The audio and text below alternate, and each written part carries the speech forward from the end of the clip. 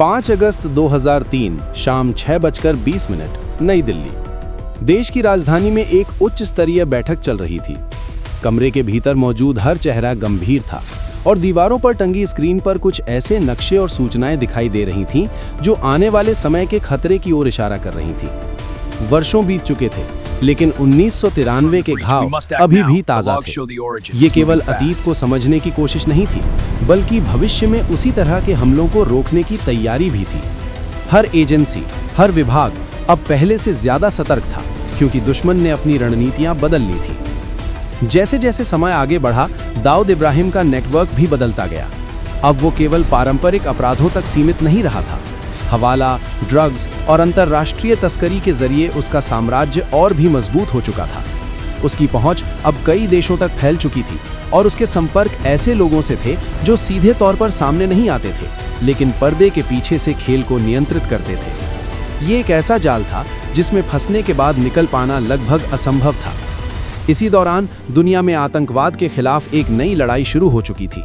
कई देशों ने मिलकर ऐसे नेटवर्क्स को खत्म करने का अभियान तेज कर दिया था। भारत भी इस लड़ाई में पूरी ताकत से शामिल था। खुफिया एजेंसियां अब केवल देश के भीतर ही नहीं, बल्कि अंतर्राष्ट्रीय स्तर पर भी सक्रिय थीं।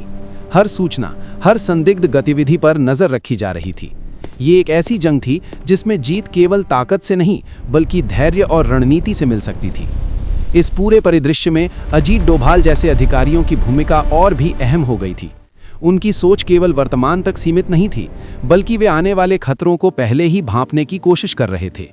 गुप्त ऑपरेशनों के जरिए कई ऐसे नेटवर्क्स को तोड़ा गया जो भविष्य में बड़े खतरे बन सकते थे। ये एक लंबी और कठिन प्रक्रिया थी जिसमें हर कदम पर जोखिम था, लेकिन देश की सुरक्षा के लिए ये जरूरी था। उधर अंडरवर्ल्ड की दुनिया में भी बदलाव आ चुका था। छोटा राजन और दाऊद इब्राहिम के बीच की दुश्मनी अब एक खुली जंग में बदल चुकी थी। ये जंग केवल वर्चस्व की नहीं थी, बल्कि अस्तित्व की थी। दोनों अपने अपने नेटवर्क को बचाने और मजबूत करने में लगे थे। इस संघर्ष ने अंडरवर्ल्ड को कई हिस्सों में बांट दिया और हर हिस्सा अपनी ताकत साबित करने में जुट गया। समय के साथ कई खुलासे हुए, कई रिपोर्ट्स सामने आईं, लेकिन एक बात हमेशा रहस्य बनी रही: दाऊद इब्राहिम की असली लोकेशन। कभी ये दावा किया जाता कि वो एक खास देश में है, तो कभी कहा जाता कि उसने अपनी पहचान बदल ली है। ये एक ऐसा खेल था जिसमें सच्चाई हर बार हाथ से फिसल जाती थी। उसकी मौजूदगी अब एक साए की तरह थी जो दिखाई नहीं देता, लेकिन हर जगह महसूस होता है। मुंबई के उन धमाकों ने भारत को एक नई दिशा दी थी। सुरक्षा व्यवस्था को मजबूत किया गया, खुफिया तंत्र को और विकसित किया गया और हर संभावित खतरे के लिए नई रणनीतियां बनाई गईं। ये केवल एक प्रतिक्रिया नहीं थी, बल्कि एक परिवर्तन था जिसने देश को पहले से ज्यादा सतर्क और मजबूत बना दिया।